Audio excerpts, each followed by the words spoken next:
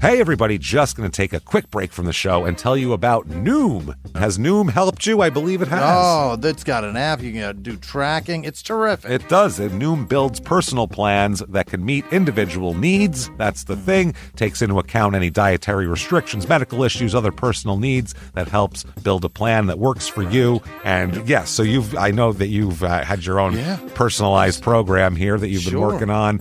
And it's weight loss This is weight loss results that last. They stick around because you get yourself into a lifestyle change. That's what matters. That's mainly it. You can't just say, I'm going to cut that out for a month and then go back to it. That's not what it is. So I'm glad it's helping you. That's great. And it really does. I like the psychology and biology-based approach here. Yeah. Noom Weight uses psychology. That's why they say losing weight starts with your brain, but it also takes into account your unique biological factors, Jimmy. All of your multitude flora and fauna that goes on inside of you there. Sure. Yeah. Stay focused on what's important to you with Noom's psychology and biology-based approach. Sign up for your trial today at Noom.com, Noom.com here, based on 3.5-year study of actively engaged Noom users with minimum starting BMI of 25. Individual results may vary. Visit our website for more information.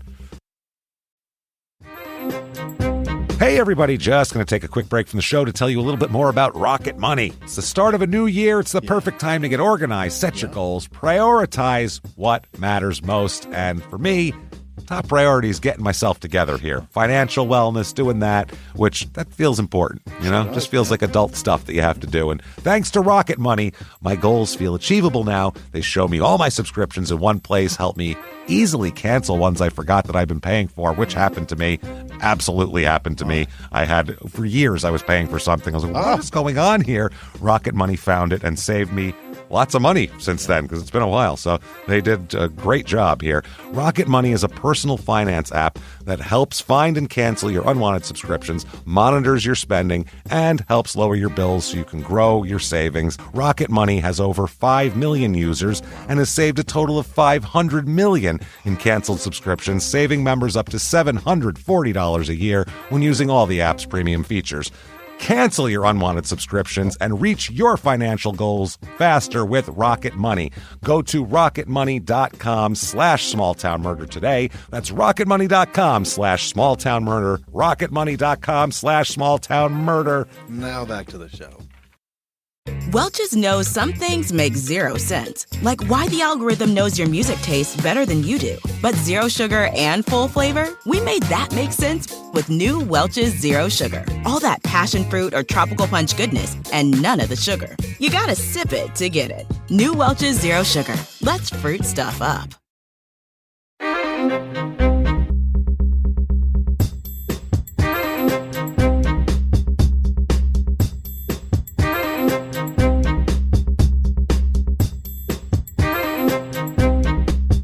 Hello, everybody, and welcome back to Small Town Murder Express. Yay and choo-choo! Oh, yay indeed, Jimmy. Yay indeed. My name is James Pietragallo. I'm here with my co-host. I'm Jimmie Whisman. Thank you so much for joining us all aboard the murder train. Let's pull away from the station because we have a wild one and just some real weird stuff today that we have to cram in. Like we said, 10 pounds of murder in a 2-pound bag. We're going to get to it very quickly before we start. ShutUpAndGiveMeMurder.com is where to go for everything related to this show and crime and sports. And your stupid opinions, but definitely get your tickets for live shows. Here we go.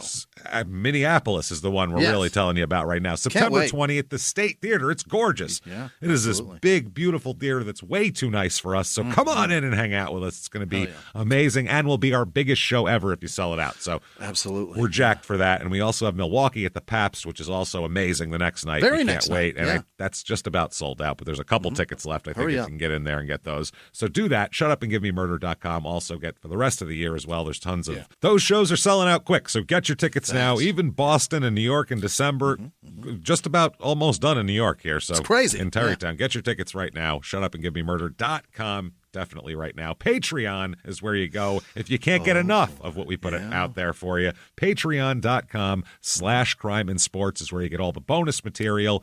If anybody $5 a month or above, you get hundreds of bonus episodes immediately that you've never heard before. Right. New ones every other week. One crime and sports, one small town murder, and you get all of it. This week, what we're going to do for crime and sports, we're going to talk about, this is going to be so much fun, the two most penalized hockey games of all time. It's just guys fighting the entire time, and I have the videos where it just goes from fight to fight, and we're just going to watch all these fights and just watch people pummel each other on the ice and laugh. How'd they finish with everybody in the penalty box? It's amazing. And then for small town murder, we're going to do something we've wanted to do for a long time, Internet Salad. It's basically the pre-show that you don't get to hear. Yeah. Where we hang out with each other and just look at the internet and look at stuff that's happening and make jokes about it and just for ourselves. And instead, we're going to record that and you can hear it too because it's always really funny. And we're like, we wish people could hear this. Want to hear me complain about where my home is? We're going to complain about everything. So, you want to hear complaints about how Air Force planes fly low? We'll get into all that. That is patreon.com/crime in sports. And you get a shout out at the end of the regular show. So that said, I think it's time. Okay. Let's do this, everybody. I think it's time. Let's all take a deep breath. What do you say, Jimmy? And let's all shout. Shut up and give me murder.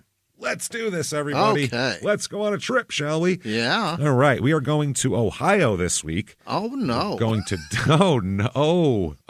O-H, no. O-H-N-O. Oh, boy. Delta, Ohio is where we're going to here. Okay. It is west of Toledo. We're going to we're usually in like the southeastern part of the state for some reason, but here instead, in the northwestern part of the state. Up by Toledo, which is right up by Michigan up there. Near the border. Way up there. It's about 40 minutes west of Toledo. It's about an hour and a half to Detroit from this area. Okay. And then 3.5 hours or a little over 3 hours to Beach City, Ohio, which was our last episode, Wife Swap Snap, which was awesome. That was the one about the wife swap people. Right. Population of this town, 2,790 people. Median household income here, about $67,009, so right around the national average. Right. Median home price, though, super low here. This is an affordable place, $176,400. Holy shit. So you can work in Toledo because it's only 40 minutes away. You can work in Detroit. Live out here. Yeah, you can work in Detroit even. Yeah, you can commute there. So there's plenty of opportunity, and that's exactly what they tell you in the motto here, the community of opportunity. You betcha. I like how it rhymes. I've never heard that before. No. That's well done. Don King wrote their motto. This is a community of opportunity. And they were like, somebody write that down now. Somebody never forget that. He was promoting a fight when he came through there. It's good. It's good. A little bit of history of this town. The first settlement was made in the 1830s. Sure. There's been a post office there since about 1837. The area around here was known as the 6 Mile Woods. Oh. It's pretty, when you see it, it's a little tiny town kind of with nothing in between that and the next town. All the towns there's cornfields and shit. It's what was left that we gave Winnie the Pooh and his friends. Everything else was destroyed. Everything else was destroyed. That's their only habitat now. It's a 6 Mile wood. The woods was an area some 6 miles wide and 20 miles long. Where they had that's bigger than the 100 acres, isn't it? It's fucking huge. And they had giant oak and walnut trees that were 4 feet in diameter in this area. Wow. Big fucking trees. It's pretty cool. All sorts of different names before it was Delta. It was Tadmore. Okay. Then it was Tadpole. I don't know. I don't like that. I don't get that. Then it was Green Springs. And then the last two are some of the greatest names the town's ever had. First of all, Slab Shanty, which sounds awful. Who the hell wants to live in Slab Shanty? And then maybe the greatest town name of all time, and I don't know why they changed it, because at least it would have been popular with some people, Fingerville. Different motto you'd have there, I assume. Yeah, I tried to take a lot of girls there in high school. Yeah, I'm going to Fingerville. What are you doing tonight? I'm going to Fingerville, baby. Yeah. But then you grow up and try to go to Pound Town. Just try to go to Smash Street. That's the first stop. Yeah. Well, it's the second stop. You got Tonguetown first, and then you go to Fingerville after that. So reviews of this Holy town. shit. Yeah. Let's find out a few. Number 1, 5 stars. Great small town, very safe and friendly people. So I don't know if the people are friendly and safe or if the town is safe and the people are friendly. Good school system and an excellent place to raise children. Affordable housing, a plus. We moved here 30 years ago and have never regretted it. Okay. Great. 4 stars. This is the next two are real fun because they're just one sentence, which is always like, what are you trying to say here? What's happening? Yeah. Sounds like code. 4 stars. There is a lot to do, but not everyone uses. Oh. That's it. Uses what? Uses the thing? Drugs? I don't know what we're talking about. Yeah. 3 stars. It can be unpredictable sometimes. People, That's most weather, places, right? our roads just moved overnight, and you don't know. There was a road here yesterday. Now it's trees. I don't understand what happened. Unpredictable around here. Very unpredictable around here. Is it like Willy Wonka's factory in this place or what? 1 star here, finally. Del-Tucky. They're calling it Del-Tucky. Like Kentucky, like Delta. Right. But it's okay. way away from because Kentucky. of Delta. Yeah, right. Del-Tucky is a very dumpy, dirty, corrupt town in my observations. Not anywhere close to Kentucky. No, opposite side of the state. What the fuck are they doing? Northwest as opposed to southeast. The worst town in our county, featuring hundreds of freight trains, thousands of semi-trucks, traffic jams during shift changes, and very expensive taxes and utilities. Do you like mobile homes? There are 7 parks in our zip code, and not one is decent. 7 in a zip code? Shit. Kentucky's got to clean their shit up, man. It's a lot. If places nowhere near, like I feel like if Albuquerque called themselves Albutucky, this is so far away. They tried to call themselves Albabama, but it didn't work, so they went with Albutucky. Albutucky. Albabama. People just thought they were stuttering. They're like, God damn it! Trying to make fun of this far place. Away. The school systems is horrible. Poop loads of misdemeanor crime, especially theft. Poop loads. I strongly advise anyone to look for a better place to live. All right. Okay. Things to do here. There's one thing, and it's awesome. The Delta Chicken Festival. Yeah. How do you... Well, they said one of the earliest industries associated with our village was the export of eggs by Mr. Howard and Mr. Moore, shipping 60 to 80 barrels each week, which I don't think that's a good delivery system for an egg. Is it a barrel? No. How much of that is taken up with tissue paper and cartons? So make sure, averaging 80 dozen eggs per barrel. When the festival began in the 50s, Delta was home to one of the largest chicken hatcheries in the area, as well as many chicken finishing farms. That's where they teach them like how to act. You know what I mean? That's like chicken finishing school. Yeah, manners, the correct at the table, where to put the right fork and that kind of shit. So they've celebrated all these chickens with this festival, incling a 3-on-3 basketball tournament, which that's what I think of when I think of sense in hatcheries. The world. Unless they're using eggs. A 5K chicken run. Mm-hmm. Unless you have to hold eggs and pass them to other people. Yeah. A 3-on-3 soccer tournament. I hope they have a smaller field for that. No, a cornhole tournament. Okay. I mean, okay. And then, of course, a parade. So you got to have that. Chicken festival. We mentioned chickens, and that's it. That's it. Delta Chicken Festival Cornhole Tournament. Delta Chicken Run 5K.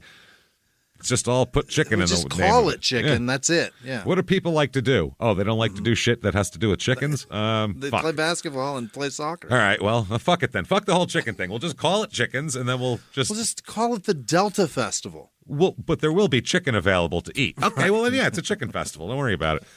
That said, let's talk about a murder here. Here we go. Wow, let's talk about some real weird stuff and a real weird guy. I do commend them for not involving local acts of music and comedy, though. They've there done a is. nice job. There is music. It's just so local they don't even mention who it is. Don't tell them. That's how local it is. They don't even mention band names. So it's going to be real bad music playing in the background. You know it is. So let's talk about some murder. Let's go back to July of 2016. Okay, so fairly recent. Very recent. Yeah, I would say so. Let's look at Sierra Jaugen. So Sierra Jaugen, and Sierra is Sierah, by the way. Oh, with an H. With an H, yeah. And Joughin is Joughin. She's 20 years old. Yeah. She's born in 1996, February 11th. She grew up in Lyons, Ohio here, which is very nearby. It's all west of Toledo. There's Lyons, there's Delta, and then as you get closer, it's like Sylvania and stuff like that. So a lot of news reports will say she's from Sylvania, but it's actually not. It's west of there in smaller places here. She goes by C. Everybody calls her C, like Sierra.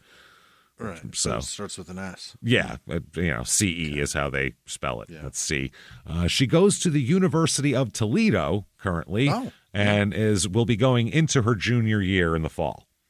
Okay. And she wants to get to study abroad sometime this year. So she's looking forward to that, trying to figure out a program that she can get into and, work all of that out. Big into horses. Another horse girl, and was a member of the Toledo University's business fraternity, Alpha Kappa Psi, also. So she's very personable and very social as well. On her Facebook page, she's just to give you you can tell somebody's personality kind of by what they curate. Especially in 2016. That's what I mean. So it's a lot of like cute puppies, recipes for no-bake chocolate peanut butter bars. Yeah. Lazy gal that loves snacks. I like that. But she's 20 and she likes to it's all like nice stuff like that. And also some helping her, telling her friends that are like encouraging them, the ones that are trying to work out, stuff like that. Her profile photo is her and her mother, Sheila, hugging. That's their So she's not like, out there like, linking this shit to her OnlyFans. You know what I'm saying? She's not out partying and stuff. No. She's not baking. She's spending time not baking with her family. That's nice. She's just she's a real nice girl. She has a boyfriend around her age. His name is Josh Kolasinski. Yeah. Kolasinski with a K. And everybody calls her vivacious. The word vivacious comes up every time someone's describing her. Word. It is. That's just bubbly and happy and energetic. Her boyfriend says she was the life of the party always. So everybody likes her. July 19th, 2016, she rides her bike over to her boyfriend's house. She likes to ride her bike, and in these areas, it's these like cornfields and woods and just country roads. Yeah. She likes riding her bike. So she rides her bike to her boyfriend's house a little after 4 p.m. that day. Okay. And she rides her bike home from her boyfriend's house at about 6:45. They leave. Yeah. And they go dinner. Yeah, they go down County Road 6, and here they are.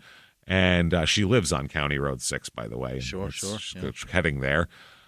She is on her bicycle is purple. Yeah. And she has a neon yellow tennis shoes and a brightly colored shirt and bright teal shoes and all that. So she's, really getting into the summer colors here. Yeah, she's wearing the right clothes to be bicycling. Yeah. She's wearing. She may as well wear a crossing guard. Yeah. Yeah, you can see her. It's daytime still, though, too. It's summer. Still, you want to be seen. So she has a dish towel, a checkered dish towel that she's sitting on that's over the seat of the bicycle. So I don't know if it's hot or if it had bird shit on it or what, but there you go. Now, her boyfriend follows her on his motorcycle for part of the trip. Hell yeah. He's taken off, too, so he rides slow next to her for a while, and then where he has to branch off, he branches off, says goodbye. He says, I remember exactly what I said. I kissed her. I told her I loved her, and to text me when she got home. So I think based on this show, you can guess what happened here. You can guess that his phone wasn't exactly dinging that night. Right. And it wasn't. Now, around 7:20 p.m., so this is 20 minutes after he leaves with her, according to him, a motorist, a driver named Mary Stein, is driving south on County Road 6 when she notices a bike lying beside the west side of the road in an open area before cornrows begin. Yeah. Okay. As she passed by, she saw a man bent over at the waist about 2 or 3 rows deep into the cornfield. She said he was a white guy wearing red shorts and possibly a white or off-white shirt. Or a dirty white shirt, one of the three. So that's what she saw. Now, her family, around 8:30 or 9 p.m., her boyfriend's texting her going, hey, I never got a text from you. What's up? And she never replies. So he called up Sheila. He called up Mom. sees Mom around 9:30 and said, did she get home or what's going on? Is she like, what's happening right now? And her mom said, the bike's not here. I don't see the bike. I don't think she's here. Okay. So then the two of them get in the car. Sheila goes and picks him up, and they go looking for her. Okay. And they didn't find her, though. So they stopped at the fire department where Sheila saw a police officer sitting in a cop car. Cruiser, yeah. So Sheila talks to the officer and explains that she's looking for her daughter, and can you please help me, basically. And so later on in that evening, the police start in their normal rounds. They're looking for a person also, looking for a bicycle, looking for whatever. Just put your spotlight to the side of the road for me if you could, type of thing. So she didn't come home that night at all. So the next day, people are freaking out. I mean, it's... Yeah, this isn't like her. Not like her. She has places to go. And she's on a bicycle. It's not like she took a left and decided to go to Nevada. She's on a fucking bicycle. So... And that's the other thing is, where's the bicycle? If she did go somewhere else, she couldn't have biked too far off. Right. So her aunt said, we're struggling to stay hopeful at this point when that happened. Yikes. We just want her to come home safe, and whoever has her to just leave her where she is and let us have her back. It's the worst nightmare I've ever experienced. I just want her to come home. So... it's 24 hours, and they're already talking about whoever took her needs to let her go. It's not even a matter of recovery at this point. Yeah, it's not even a matter of we don't know where she might have went off with her friends. We have no idea. Right. So the parents, like I said, the parents got the police involved and everything like that.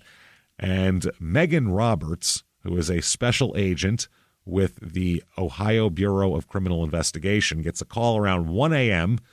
asking her to assist in processing something, and that is because a sheriff's deputy found a purple bicycle in a cornfield about a half mile away from her home, Sierra's home. So they also they were searching for the bike, and it was a sheriff's office person with a canine that found the bike, and they saw a small section of cornfield on the east side of the road, where upon inspection, he noticed many disturbed corn stalks and a strong smell of gasoline, a motorcycle tire track, like that looks like a motorcycle's been through here, and a box of fuses. Oh. He also sees a pair of women's sunglasses lying on the road near the painted white fog line on the west side of County Road 6. Fog line? I don't know what that is, and that might be just the side of the road, what they call the the shoulder line. I have no idea. Right. So he's like, oh, shit, he sees all of this, obviously. Right. There's a bicycle, fuses, gasoline, tire tracks. He said, it made the hair on the back of my neck stand up. You just had this eerie feeling that you knew this was an abduction site. Golly. Yeah, and especially it's not like an abduction site 30 years ago. This is very recently, pretty new. Within the last 24 hours, right. A very nice young girl probably was snatched here. It's terrifying. So they block off the road leading to the site. They don't want any of this getting out to the public either. Right. And so they find all of that. Now, the bike was collected, and upon inspection, they observed reddish-brown stains on the handlebars and seat. What do you suppose that is? Well, the testing says it's blood. Yeah. And her mother and boyfriend both identify the bike as hers. They also found a checkered dish towel with a blood stain on it about 1,000 feet north of the County Road abduction site.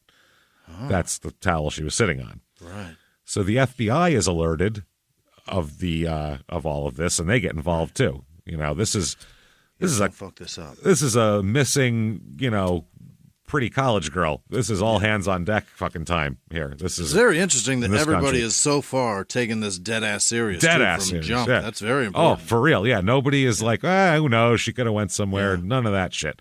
So they launched, the whole community's launching a massive search they go on. Wow. Like just groups of people going through cornfields, possibly trampling on evidence. You know what I mean? Right. So later that morning, agents from the Ohio Bureau of Investigation, they assist in the search here, and they notice that two areas in the cornfield on the west side of County Road 6 that were consistent with paths or point of entry and exit. So there's like the trails in there. Yeah. In the west cornfield, they found broken corn stalks, blood stains on some corn leaves, so blood on the corn. Oh, no. That is if that's not the most Midwestern fucking sign of violence you've ever heard of. Yeah. That's wild. That's a murder mystery book cover. Yeah, blood on the corn. A photo of bloody corn. It's fucking Sly's lyric in Rhinestone. Is it? It was the other guy that was singing blood on the corn and brains on the hay. Jesus God. Yeah, that was the point. Is this guy was there like, what the fuck is this guy singing? And it's the only like intentionally funny part of Rhinestone that's actually funny. Poor Dolly Parton. She had to go through so much. And also pattern impressions in the loose dirt they find, including the bloodstains. About 20 feet into the same cornfield, they found a green sock with bloodstains on it. Yeah. About 35 feet south of that, they found a pair of men's sunglasses and an orange-handled screwdriver. Oh. Okay, so they're finding all sorts of weird just cast-off in this. Right. In this here. Then they find a blood-stained helmet. They don't find it. Actually, a farmer found it about 7 p.m. the night she went missing and didn't realize it was anything till the next day when they saw this. He heard of all this police activity and a missing girl. He went, that's where I found this fucking helmet. Initially, he found a helmet on the side of the road with blood on it, threw it in the back of his pickup truck, drove home, didn't think anything of it. Then the next day, he hears there's a girl missing around the same spot, so he goes to the police and goes, I have this helmet you might be interested in here. And it's an extra large. I was pretty interested in it. It fits. It's a motorcycle helmet. Yeah. Not a bike helmet, a motorcycle helmet. And it has blood stains on the outside of it and also on the inside lining of it as well. Oh. And so that's interesting. Now, the first thing the police think is, as concerned as he's been, her boyfriend rides a motorcycle. Right. And was the last one to be seen with her. And is the last. That's not good. No. So they're like, this is not great here, Josh. Why don't you have a little sit down with us here? Yeah. Where's your helmet, Josh? So, yeah, they believe someone riding a motorcycle was involved. They look at him as the suspect, obviously. And according to, they got an FBI agent in from Cleveland to talk to him. Yeah. He cooperated with authorities and he drew a map for them of C's route showing where they departed and consented to searches of his residence, motorcycle, truck, gave DNA samples, hair samples, fucking fingerprint, anything he could give, basically. So he's cooperating. Yeah. Now, the family has no suspicion of him whatsoever. None. C's family said that he takes good care of her. They never had any suspicion he was involved. And the investigator said we weren't able to find anything that put us in the direction that Josh had any involvement. Because he has, like, where he goes after that, it's a secure alibi. So it's like he would have had to do all this, disappear her in a very fucking short window of time. No kidding. Yeah. And for no reason whatsoever is the other thing. Right. Like, she probably came over they probably had a nice time. You know what I mean? Right. So over there a couple hours. What are they doing? You know? He's going to kill her then? It's just weird. It didn't make any sense. So as far as the investigation goes, they put him aside here, put Josh to the side.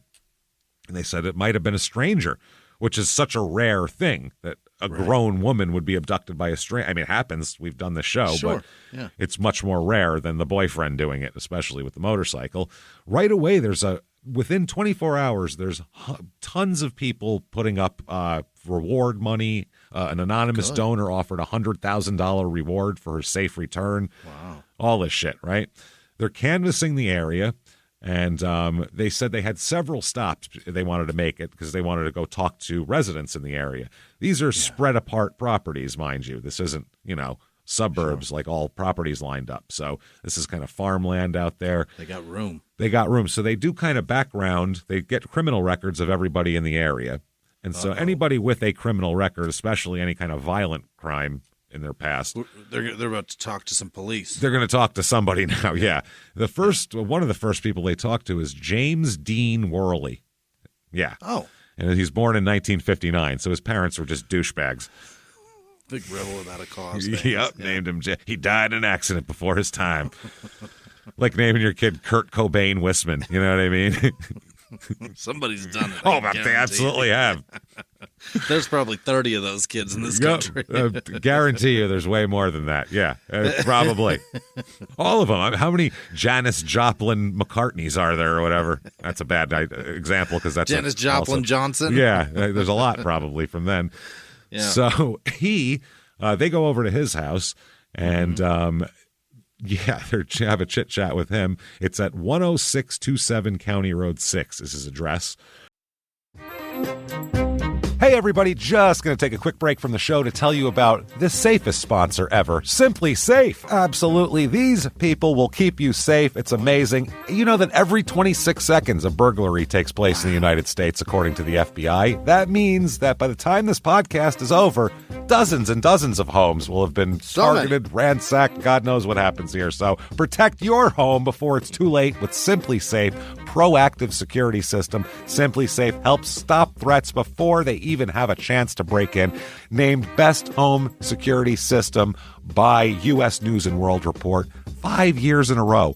And by us for about the last 8 years as well. If you trust us, believe me, you want Simply Safe. So visit simplysafe.com/small to claim 50% off a new system with professional monitoring plan and your first month free. That's simplysafe.com/small. There's no safe like Simply Safe.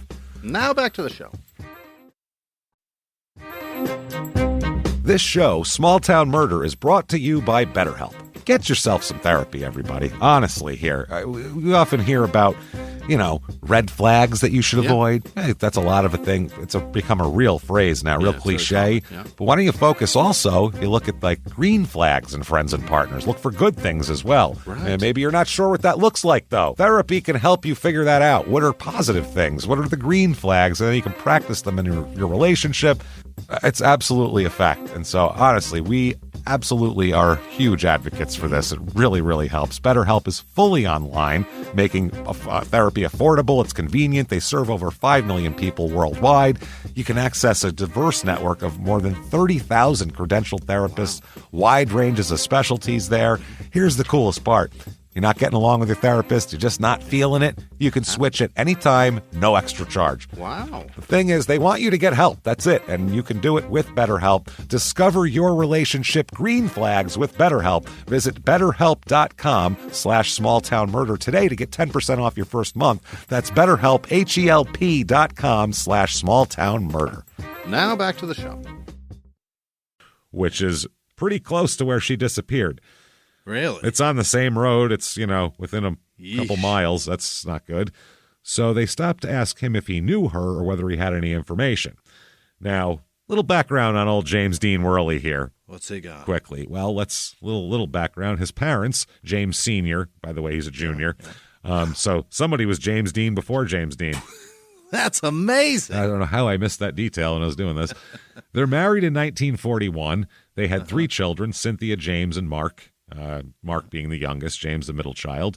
He's born in 1959 in Washington, and he's about 2 years older than his younger brother.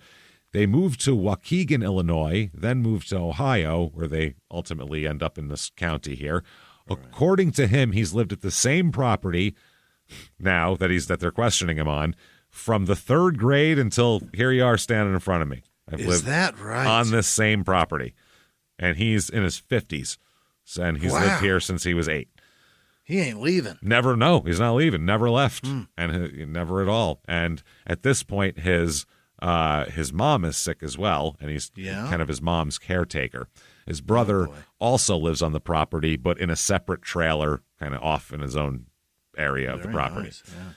So Worley, little on his background, his father's a big drunk. And would come home late every night, shit-faced, and would beat the hell out of the mother, basically. Sure. Yeah. At one point, he said he remembered his mother. They got in a fight, and his mother tried to pick up the phone to call the cops on him, and he yanked the cord out of the wall and chased her into the backyard and shit. So that's a felony. That's right. I don't think it was in 1950 fucking 8, probably though. It's probably just keeping it in house then.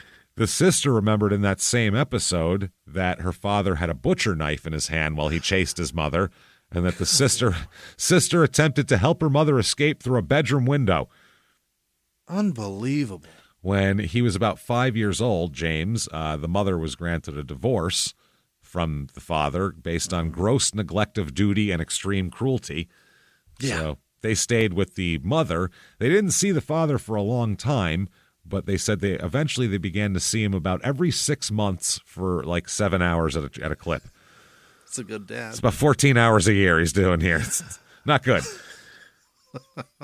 He said those visits went on for a number of years. Well, yeah, why not? Who can't commit to 7 hours twice a year?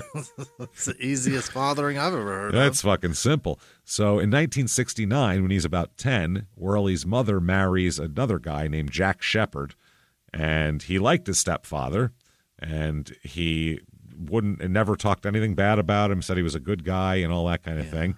I guess Shepard his new stepfather was a drill sergeant during World War II. Wow. So he better respect that guy, or else he's going to be doing a lot of push-ups. It's going to be you betcha. A lot of toilet scrubbing with a toothbrush. It's going to be difficult. So around 16 or 17, he and his brother move in with their biological father. And they said they had a strict upbringing with their stepfather, and they were searching for some freedom.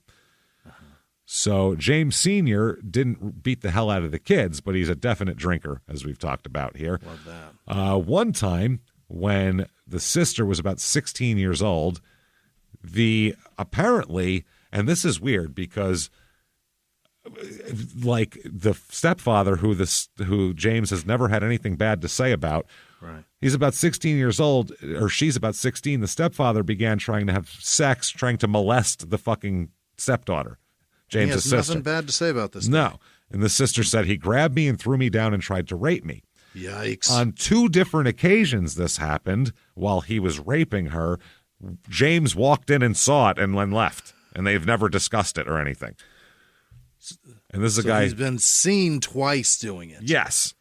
Yeah. Jesus. So maybe he wanted to move in, instead of more freedom, he wanted to move in with his father so he wouldn't walk in on rape scenarios anymore. So he wouldn't have guilt? Yeah. How about protect your sister, too? I mean, I don't know. Try. No shit. So he's always good to his mother, everybody said. He speaks highly of his mother, very strong emotional connection with his mother. She never excessively disciplined him and was, according to James, a genuinely awesome person. She's rad, brah. So, yeah, he said that with his dad, he called his dad a pretty good guy. He said that just because his dad attacked his mom with a butcher knife once, quote, one bad day shouldn't define someone. Okay. The bad people say shit like that, right? Usually. He had a hard time in school. We're talking in the 60s, he was prescribed Ritalin. He's like one of the first Ritalin kids because he was so out of control. Back then, you always hear the cliche now is back in the day, the kids were fine and they could be a little hyperactive. No, they'd put him on medication, but this is the beginning of it all the way back then. So he was very social, likes people, likes to play pranks. He fails the 3rd grade because he's inattentive, which who hasn't? He's got ADD. Yeah. He's got a 97 IQ, which is right in the middle there. It's right about average here. Went to Owens Community College in Toledo, but then he got out of it, lacking sufficient credits for a degree. Didn't do very well. Couldn't handle it. No, a lot of short jobs. He never holds jobs for long periods of time and no career. And he's in his 50s here. And never had a career in his 50s? Bunch of short jobs, bunch of failed business attempts. Tried to start his own. None were successful. From what everybody said he shows motivation, but there's a lot of failure there. That's what multiple people said. Yeah. A lot of times of unemployment, and then eventually now he just cares for his mother full time and doesn't even try to find work.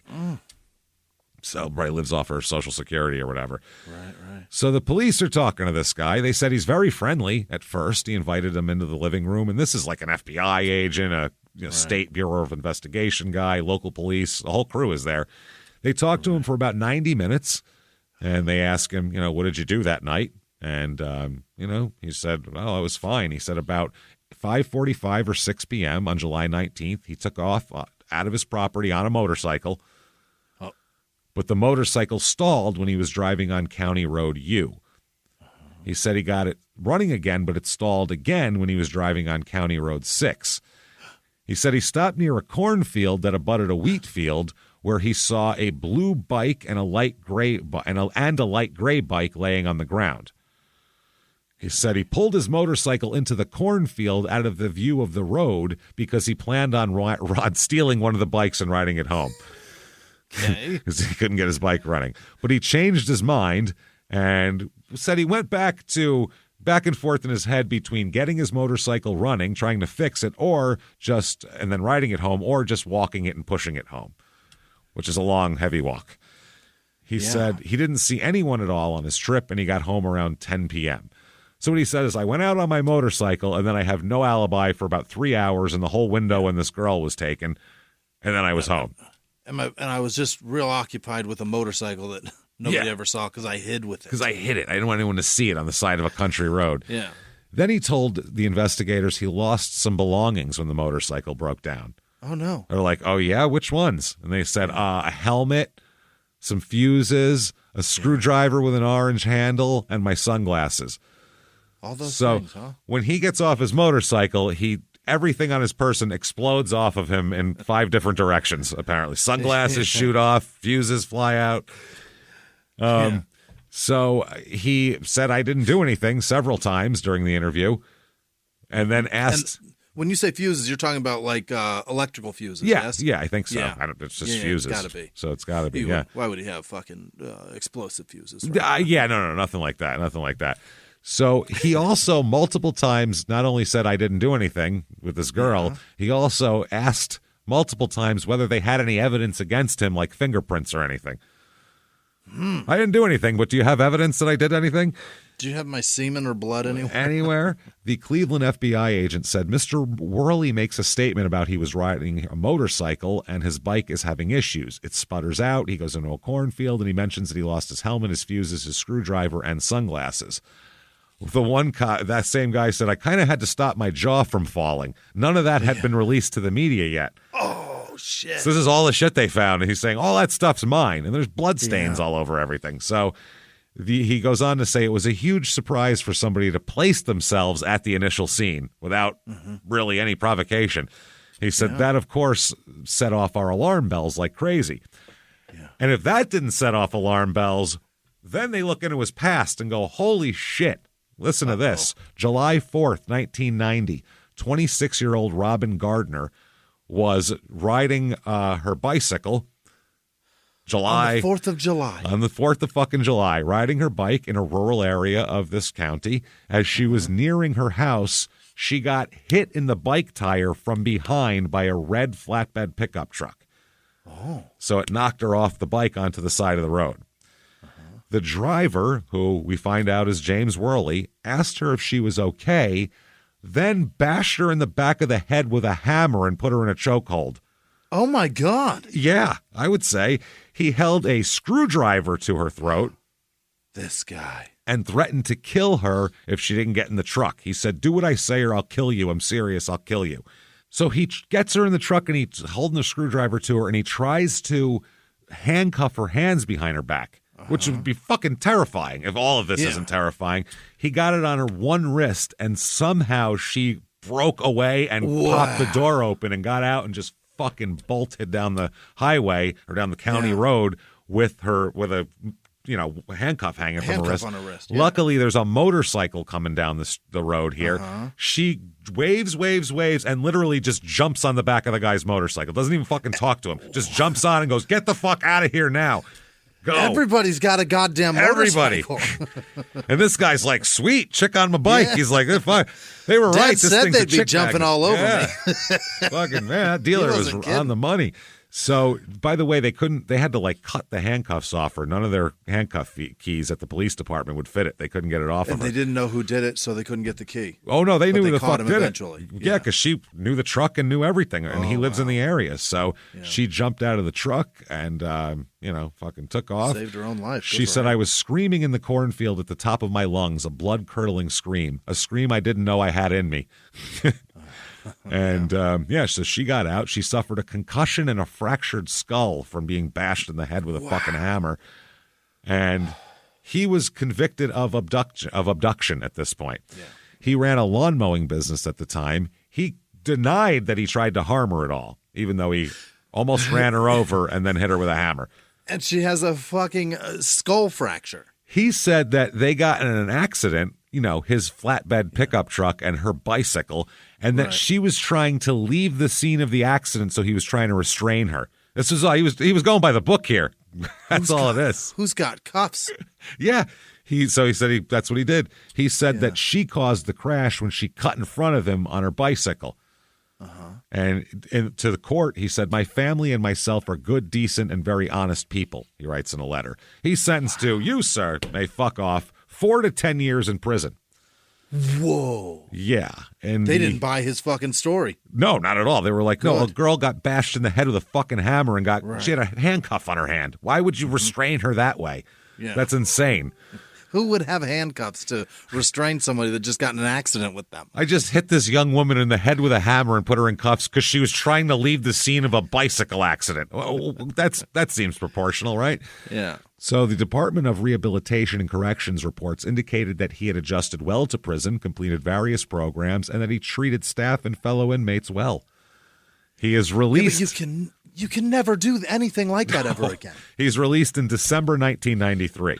Okay. While in prison, he makes some odd statements here, that adding to some suspicion here. A court-mandated therapist, after he gets out of prison, he has to see a therapist for a while. He said to this therapist that he, quote, learned from each abduction he had done and the next one he was going to bury. He learned don't leave them alive because you'll get caught. He said that in prison. Yep. He said, of course, I think, and the therapist said, of course, I think he's done it before. Or Gardner later said, of course, I think he's done it before and after me. I think he's a fucking monster. Yeah. 1996, he's questioned by police over the disappearance of Claudia Tinsley after her mother reported she last saw her daughter leaving in Worley's car. Oh, my God. They said that Worley told police he drove around for 45 minutes with the kid and then dropped the kid. I wasn't a kid, whatever, a grown-up, but it was her mother. Yeah. Dropped this woman off. He denied any role in it, and they never found evidence, so he's never charged with a crime. He killed that girl. He fucking killed her. They don't know where she is. They never found her. Never found her. No, he killed her. Then in 2000, he is sent back to prison for illegal manufacture or cultivation of marijuana and having weapons while not being able to have weapons, basically. So he is released in 2002 from prison. He worked in prison. He worked as a career technical school aid tutor, a porter, and a food services worker. Sure. So this is what we have. So they talk to him that night. He sounds real guilty. Yeah. They leave, okay? Yeah. He contacts the police after they leave and said, I want my fucking helmet back, by the way. Okay. He said, yeah, you probably found my helmet. I want it back. And there's like, well, there's blood on it. So they're like, we're not going to give you this back. Yeah. So then one of the special agents, quote, overheard a conversation regarding a guy wanting his helmet back. After that, they said, let's go back to this asshole's fucking house. Fuck this guy. Sure, yeah. So they walk onto his property for the next 14 hours. They're all over this place. Searching it. Worley was told that a black helmet had been found, and he immediately said, yeah, that's mine. I want it back. Uh-huh. And they went, okay, well, it looks like the helmet has blood on it. And he said, that's impossible. Okay. They go, well, it does. Later on during the interview, he said he, quote, he did not understand, quote, this deal with his helmet, that his helmet has some lady's blood on it. Oh, nobody said this lady's. They just said blood. Said there's blood on it. Yeah. He could have said, yeah, cut my hand open and I was adjusting it or something. Anything, yeah. So they take a look around. They walk around his property. It consists of a house, 2 barns, a machine shop, and a trailer. Uh-huh. They first go into the barn, which multiple news organizations dubbed the Barn of Horrors. Yeah, they walk into there. They said that his reaction, James's reaction to them being in there, was a little unsettling or a little alarming. When an investigator approached a green crate in the barn and lifted its lid, Worley got very upset with him, told him to close that, and then made them get out very quickly after that. Huh. But before leaving the barn, they were able to see a green crate contain many clear plastic bags filled with women's lingerie. He keeps it in his barn in a crate in plastic bags, in like gallon Ziploc bags. That's my tug box. Get out of there. Get out of my tug box. It's full of jizz and other things. So they said a lot of anxiety over and body language weirdness over them being in there. When he told the investigators, they said, why you got all that lingerie on the way out? Yeah, what's up with that? And he said, it's for me to give to the women I date. He buys in bulk. For when he dates women, he just hands it out. When it's on sale, I just like to buy it. I like to buy. Grandparents do that for like their grandkids. They see like clothes they might be able to fit into in the fall. They're like, little Johnny would look cute in that. He like does that with lingerie. Just keeps it. Sometimes I get a bigger one just in case it's a bigger. You never know. Hey, I'm not discriminating. For the little ladies, you don't know. Worley told the investigators that the only DNA they'd find, the north barn floor had a sand floor that had been raked recently. Oh. And he said that he had just cleaned it up in preparation to raise rabbits. They also find an fully inflated air mattress behind stacked straw bales. Why is that in there? Well, he said the only DNA you're going to find on there is my mother's, so don't worry about it. Okay. What? So then they find security video footage from Evergreen High School, located on County Road 6, between Worley's property and the site where she was kidnapped. Yeah. Showed a motorcycle traveling north on County Road 6 on July 19th. So they're like, that's you. Yeah. Dipshit, that's your black helmet, that's your fucking bike, and that's you doing that. He said, no, I returned home on my motorcycle about 10 p.m., and I hadn't driven north on County Road 6, and then I didn't leave my property again. And they were like, then what is this? Who is that? Are you a pod person? Is there another one of you somewhere? Or do you have an identical twin with his identical helmet? Then eventually he admitted that he had not told the truth because, listen, okay, I've been lying to you guys. And they said, why? And he said that he felt the, quote, ammo was being stacked against him. The ammo. Yeah. So they go, we're getting a search warrant. We got to go over this thing with a fine-tooth comb. So they do. They notice recent tire impressions in the grass leading directly to the north barn on his property. Inside the barn, they note that a metal rake and a scoop shovel were leaning against the north barn of the wall. There's a room hidden that back there where, like, behind the tall hay bales, he's got like another little setup. That's where the air mattress is. Uh-huh. And after removing the stacked straw bales inside the barn, they found a roll of black duct tape, a piece of white rope, and a trash bag containing adult diapers. Why does he have so much weird shit? He's got the weirdest stuff in the world. They also discovered a carpet-lined chest freezer. Ever seen a chest freezer with fucking carpet in it, dude? Ever in your life? Ever heard of that? No. Why would you Never. put carpet in there? That had been buried into the floor. You opened up the thing from the floor. It was like it's like an ice chest that's sunken. A sunken ice chest. And it's in there, and the floor of the freezer was wet and contained some straw. They'll find blood in there also. Blood all over that carpet. They also found a motorcycle visor and what appeared to be a drop of blood on the south wall of the barn, approximately 33 inches above the floor. Inside the green crate, they found more adult diapers, a bag containing bondage clothing and restraints. Oh, boy. A roll of white clothesline, latex gloves, clear plastic bag containing women's lingerie and clothing, a piece of duct tape with straw, hair, and other debris on it. Yeah. A brown rope, white socks, a bag for storing the air mattress, and a pink sex toy. A pink dildo. Yeah. The pink underwear that they found had a reddish-brown stain on it that tested positive for blood. Blood, yeah. That's definitely blood.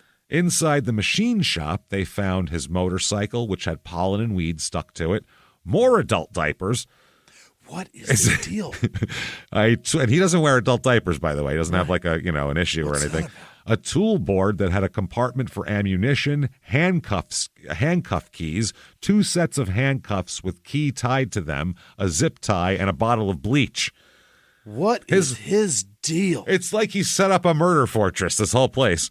Yeah, nobody that's innocent has that shit, right? I would hope not. Jesus Christ. Inside his house, they found additional adult diapers in the kitchen, living room, and 2 bedrooms. Every place he could possibly be has adult diapers in it. Why are there Depends all over this place? Fuck, in the laundry room. I mean, he's got an elderly mother, but still. Hey, everybody. Just going to take a quick break from the show to tell you a little bit about Sono Bello. You know, the most known secret with celebrities and influencers and all these famous people is so many of them have had lipo. They've had lipo, whether it's a little touch-up here or a total makeover. Yeah. Nobody has a perfect body. That's the thing. No. They may look like it on TV, but there's things that help that. Absolutely.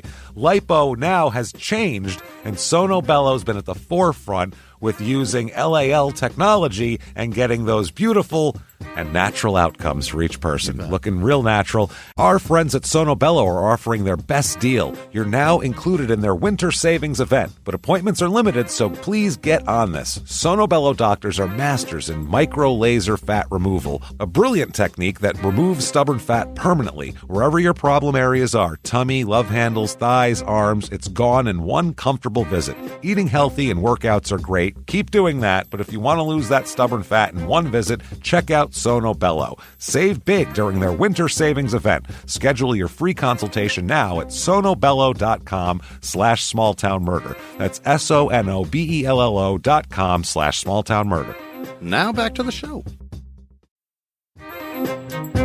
Hey everybody, just going to take a quick break from the show to tell you a little bit more about our stylish friends at Quince. That's right, let's go elevate your styles, people. Yeah. Get it going, look good out there, and you can do it now without breaking your wallet, without breaking the bank, because at Quince, you can get high-end, versatile pieces at prices we can all actually afford, which is very nice. You want to get good stuff that lasts and it's good, and they have quality stuff that's very affordable, and you can do like we did, upgrading our stuff here, while still being a very reasonable price. Quince only works with factories that use safe, ethical, responsible manufacturing practices, along with premium fabrics and finishes. It's all quality stuff. You're going to love it. Trust us, it looks good. And I've got the leather jacket. It's a very high-quality item.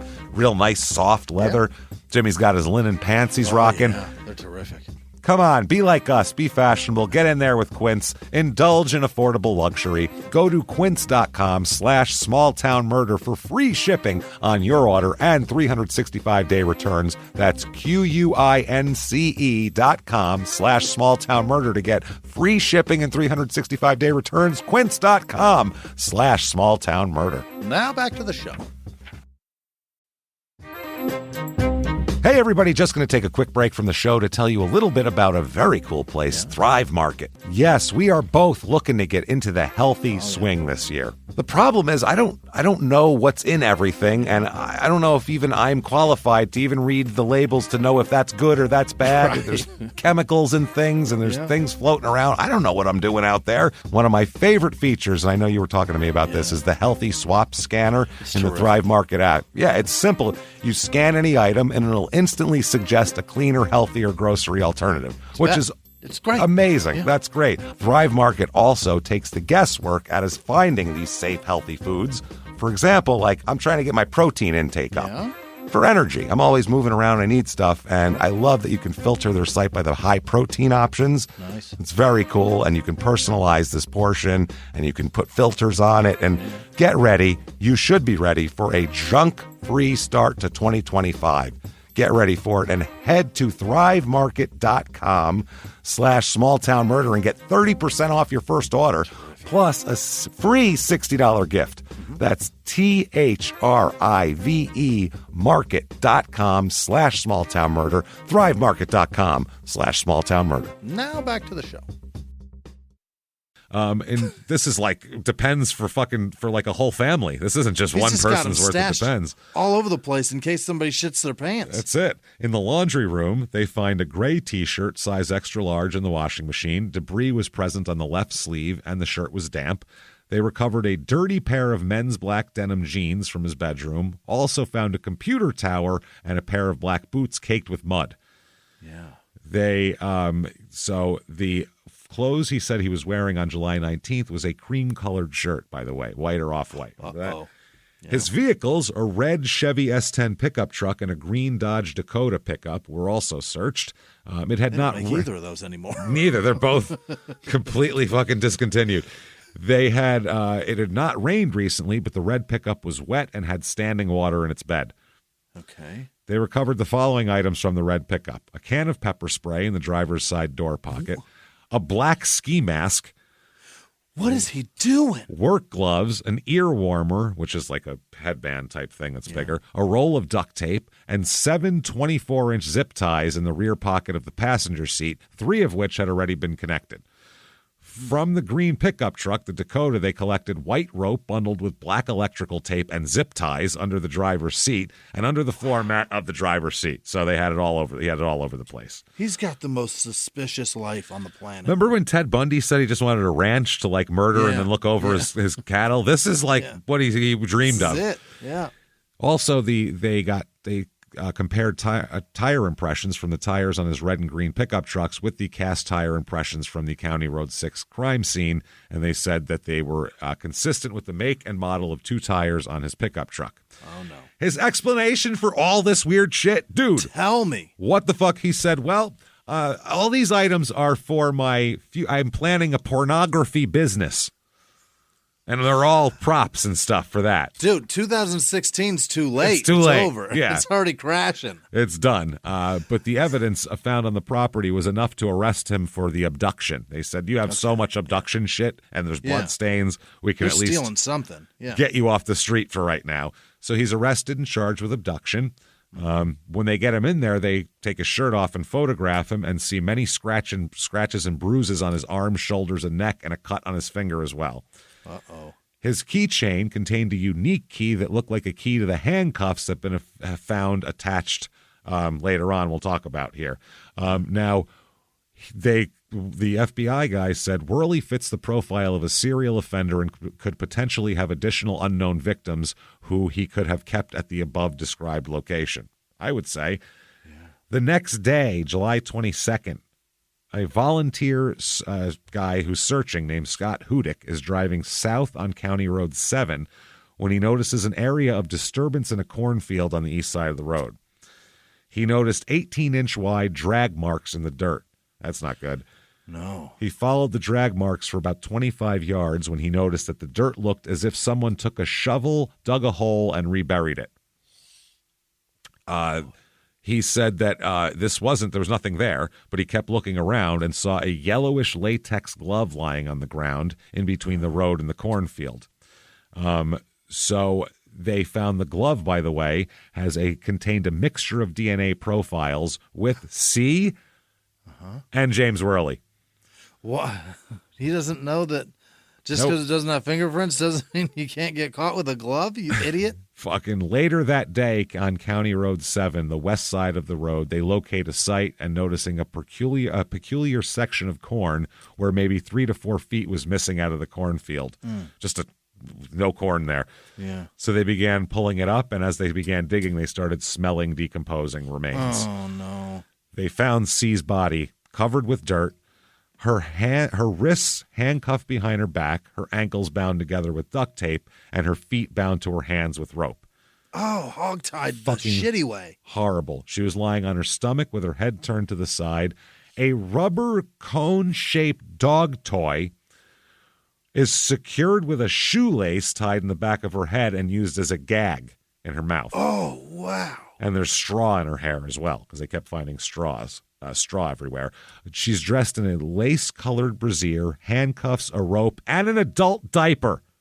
What? And an adult diaper. What the fuck She's is wearing that that about? And the key to the handcuffs are on his fucking key ring, by the way. Ouch. That's not no good. That's not good. So this is about 2 miles from his house here. This is horrifying, obviously. This is awful. The cause of death is asphyxiation from the plastic gag shoved in her mouth. Really? Autopsy revealed a head wound caused significant bleeding and could have been caused by being struck with a motorcycle helmet. They said she had a head wound high on the right side of her forehead, which caused significant bleeding, hairline fracture to her skull and the left occipital bone, and there were several contusions on her outer left leg. Her forehead wound and the skull fracture could have been caused by being struck with the motorcycle helmet, and or she could have fallen off it in the roadway. Yeah. They found the dog toy in her mouth that had broken one of her teeth. So this was not an easy. Pushed it in there. Yeah. She was fighting. They said that her mouth and the dog toy were the same size, basically. Oh, Christ. So that is fucking horrible. And they said that she wasn't able to breathe, and that's what caused her death. Oh, no. So he's going to be hit with now aggravated murder, kidnapping, felonious assault, 19 felony charges in all. Yeah. On his computer, this has to be a fucking trove of weird. They revealed that he visited xvideos.com, which is a porn site, a lot. Yeah. In 2015 and 16, he searched for videos using keywords such as hogtied teen, Jesus, bound, beaten down teens, forced teens, and stranded and forced, and rough pickups. If you do those exist? Drive your car off a fucking cliff. Good God. Yeah, that's not, no, weird. We don't need you, that's you not how fucking weirdo. Jesus. In one of the videos that he watched, the female participant was strangled with a tennis net. That's creative. Oh, my God. Also, he accessed a website called AliExpress.com and searched for camisole tanks, G-string thongs, wholesale women's bralette tops, underwear, women's lace strapless strap backless rack chest sleepwear, cropped tank tops. I wouldn't even know those. I don't even know what those are. His vocabulary for lingerie is mad impressive. It's fucking, yeah, he should just work for Victoria's Secret and stop doing this shit. Also, they checked the name. There was a checking account in the name of his mother, which listed him as having power of attorney regarding his mother. This was used to purchase items from AliExpress also in June 2015 and March 2016, and from Wicked Temptations in May 2015. DNA testing here. Now, fingernail clippings from C's left hand. Yeah. They say that she was a major contributor, but that he was excluded as a major contributor. From that hand. From that. But there's all sorts of shit here. The blood stain on his helmet yields a DNA profile consistent with C, with an expected frequency on this one of 1 in a trillion. It's a full profile. It's certainly hers, yeah. It's her fucking shit here. The helmet's unstained interior reveals a mixture of DNA profiles, her being one of them, with an expected frequency of 1 in a trillion. There is 7 billion people in the world, by the way. Worley was included as a minor contributor with an expected frequency of 1 in 30 million. I'm good with that. Yeah. Bloodstains from the checkered dish towel recovered at the abduction site, consistent with her. DNA testing of the interior thumb tip of the latex glove that was recovered, where she was buried, have a mix of DNA profiles of Worley and C. Okay. They find her DNA in the barn. Those are her underwear with her blood all over them in his fucking thing that he took as well. The air mattress contained a mixture of DNA profiles, with C being one of the major contributors there. 1 in a trillion on that one, by the way. Oh, my God. Duct tape also found in the crate contained mixture of profiles, including C's and his. What the fuck did he do? Yep, and then also his phone data has him around the abduction site between 7:42 and 7:45. He made a call there at 7:43. He made a call while he was doing this, while he was disposing of her fucking body or kidnapping her. What the shit? That is fucking insanity. Also, they did not collect. There was human feces and a shovel found in the cornfield on County 7 near roads J and K, where her body was found. They didn't test that, but it wasn't. They said that they think he took a shit out there while he was doing this. What a weirdo.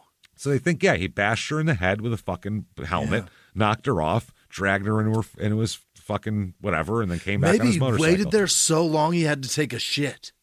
Maybe. That's what I mean. Maybe. Waiting for someone. He was buried. It was when he was burying her, which is a different spot. So he's on his motorcycle, bashed her in the head. They think maybe he left her in the cornfield, went and got his truck, picked her up there, because that's why the truck was hosed down. Otherwise, there's no reason. No evidence of sexual assault, which I think the weirdest fucking thing in this whole case. What the shit? He just put her in adult diapers and probably jerked off to it, because that's what he's into. Wow. Yeah. So this is fucking crazy. Robin Gardner, the original person that he kidnapped, said that, my whole life has been ruined. She had to move to an urban area because she can't be around the woods or the cornfields. Can't be out there anymore. She said, I can't walk in the woods alone. I can't hike, can't bird watch, anything. She said, I'm very afraid if people aren't around to help me if I'm in need. So she has the opposite. Rather than hiding, she needs to be around more people. She said, it's like this guy strikes when the corn is high. My heart hurts. That's exactly what it is, because you can't see what he's doing in there. Yeah, he loves the summertime. It's fucking horrible. Sheila said, that's mom for C, said, we live in a very quiet, supportive community. I've got younger kids and wouldn't even bat an eye letting them ride down to my parents' house, and now I won't let them outside. He pleads not guilty to everything here. How can you? That's what I mean. He some wants balls. to go to trial? Wow. His defense is that the lack of his DNA on some evidence meant there was reasonable doubt. All right. No. Well, throw that up in the air and see what sticks. Jesus. They get Robin Gardner in to testify because this is basically the victim describing exactly what went on with the other victim, and it's got to be horrifying. He used the same fucking MO and instruments. It's insane. He has friends, which I'm surprised at, by the way. One's a guy named Mark Fable.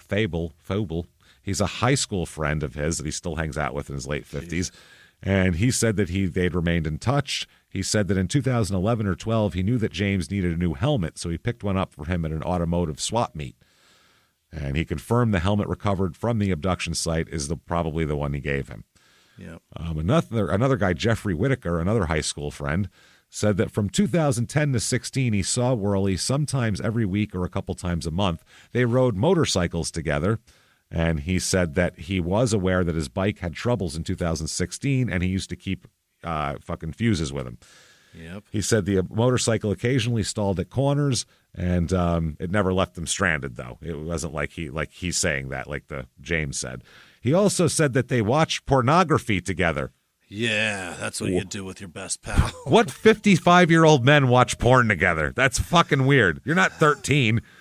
When you're 13, it's like you're discovering something to go, whoa, look at that. Holy shit. Yeah, 55. You're not watching it to tug. You're watching it to blow your friend's fucking mind because he's probably never seen it. And figure out some shit. Oh, that's how that works. Okay, I didn't know. I was thinking about it. But if you've both seen it before already, never watch it together. No. That's weird. Fucking weird, man. It's prosecution closing, not clothing. I just looked at the word clothing. Right. And said from the minute this is the prosecutor, from the moment he took her on County Road 6, he was going to have to kill her if he was going to get away with it. He could not let her go and avoid punishment. But there's more. You've heard Major Smithmeyer talk about some of the videos he watched. There's a movie called Death of a Tennis Star where the female character is choked out on a tennis net. Worley was into that kind of pornography, and he wanted to see die. He wanted to watch her die. That's why he didn't use the ball gag that's specifically designed for bondage activity. That's why he used a dog toy tied in place. And you heard the doctor say it took up to 10 minutes for her to die. And she'd be in a sign of distress. And he liked to watch that because that's what got him excited. Wow. He said so she was killed by the insertion of that yellow dog chew toy because she still cannot breathe. The tying of the dog chew in place shows her death is purposeful. Her death was purposely caused. Now, they dismissed the aggravated robbery charges counts 13 and 14 of 19 of them, which doesn't matter. The verdict comes in. He is found guilty of everything up to and including being a fucking weirdo. Just sorry, we're labeling you. At sentencing, he tries to say that he has a good history, character, and background. You've been convicted of abducting women. What the fuck are you talking about? I'm lost, man. Also says he's had some concussions and he smokes weed a lot. So yeah, that makes sense. What? This all makes sense. Yeah, that all ties together, right? Holy shit, that's what he said. And the death penalty's on the table here. Sure. His psychiatrist said, I've got a defendant here that won't open up to me when it really counts and had never really seen a therapist or opened up and living in, I guess, this warped world, taking care of his mother, who's the only female in his life, where he was quite detached. And I think looking at pornography with a friend of his, which is maybe what 17-year-olds or 14-year-olds do, but not maybe 55-year-olds. Yeah, that's fucking nuts. Yeah. They said that he retreats into his own world due to fear of rejection. That's what the one guy said, the psychiatrist. The judge says, you, sir, may fuck off. Death penalty for you. Whoa. Scumbag. Fucking weirdo. Get out of here. Oh, and on top of that, 25 years and 11 months as well, just in case. It's the sitting around watching her die and putting disturbing. The things that the fucking diaper, all that stuff is weird too. Fucking horrible. He appeals to the state Supreme Court based on jurors, some jury issues that he thought they had, and that they shouldn't have let Robin Gardner testify. Because that's a past crime. But you can allow past crimes if the MO is exactly the same, which it is. It's exactly the same. Bash a girl on the head, drag her away, fucking kill her. So it's upheld. He can go fuck himself. He's appealing it to the Supreme Court right now, and if all goes smoothly, the execution date is for 2025. So very quickly. It's coming up. The family, C's family, has established a scholarship fund in her name to benefit one graduate of Evergreen High School, her alma mater, each year. Also a nonprofit organization called Justice for Sierra, which is dedicated to making the community safer from repeat offenders. Their advocacy resulted in the passage of Sierra's Law, which is an Ohio statute that created a searchable violent crime database to make it easier to find these people. Which is very cool. And Sierra's Law passed in 2018, and it's Senate Bill 231 in Ohio. And they said that the man who murdered Sierra was a repeat violent offender who lived just miles from her home, but Sierra's family never knew a predator lived so close. Said she was robbed of fulfilling her dreams on Earth because of preventable violence and a system that failed to keep her safe. That is Ohio, everybody. Yeah. He should have been a sex offender too, right? I would fucking think. Well, he didn't rape the girl. He just tried to abduct her. But it's still a violent offense. So that's even worse, right? I don't know. He was trying. He was going for blood. Unsafe. He didn't try to charm her. He bashed her with a fucking hammer. The first girl. Like this is his MO. And how many more? How many more? It's got to be. Yeah. He has it all. At least. Yeah. You don't have that whole setup with zip ties in every vehicle you have and all that shit. Right. Dude, this is a thing he does. Diapers everywhere to watch them die because they're going to shit. That's so fucked up. That's disgusting. Well, if you like that show and he didn't want to see it because it would kill his boner, maybe, I don't know. Right. He doesn't want to have to fix it. Fuck, man. If you like the show, please get on whatever app you're on and give us 5 stars. It helps the show immensely. We can't tell you how much that helps. And all that. Tell your friends. Follow on social media at Small Town Murder on Instagram, at Small Town Pod on Facebook, at Murder Small on Twitter. Follow us. Also, listen to Crime and Sports. Listen to Your Stupid Opinions, our other 2 shows. Patreon.com/Crime and Sports is where you get all your bonus material. Anybody $5 a month, you get it all. Huge back catalog this week. Crime and Sports, 2 most penalized hockey games of all times. Listen to us marvel over lots of fights. And then for Small Town Murder, Internet Salad, which is fun. You're going to hear our opinion on current events and all sorts of fun shit here. Entertainment stuff, anything that's out there. We'll talk about that. Patreon.com/Crime and Sports. And you get a shout out at the end of the regular show. Great. ShutUpAndGiveMeMurder.com is where you get your tickets for live shows. September 20th, Minneapolis. Get your asses out there. It is going to be, I think, our biggest show ever. If you guys sell it out, it's up to you. But get in there and do that. If you want to follow us on social media, you can do that. Go to ShutUpAndGiveMeMurder.com. There's links. You'll find us, and then we'll go, hey, how are you? And you'll say, hey, how are you? Don't abduct any women off the side of the highway, please. That's a good thing. And if you do, please don't kill them. Turn yourself in immediately or shoot yourself. One of the 3. Inkling, just drive off a cliff. Drive right off a cliff, right into a fucking brick wall at full speed. We're fine with that. If you have a barn of horrors, no interest in you. Yeah. Sorry, if adult diapers get you off, we're going to throw you into that conversation as well. Find a covered bridge and drive out the side of it. Boom. Yeah, do that. So have fun. Keep doing that. Keep coming back week after week. And until next week, everybody, it's been our pleasure. Bye.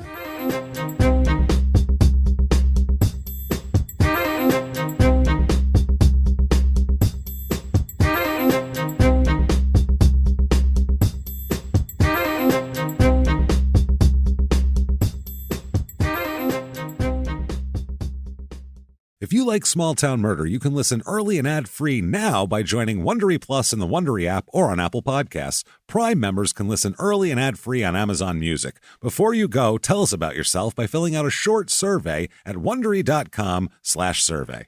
A few miles from the glass spires of Midtown Atlanta lies the South River Forest.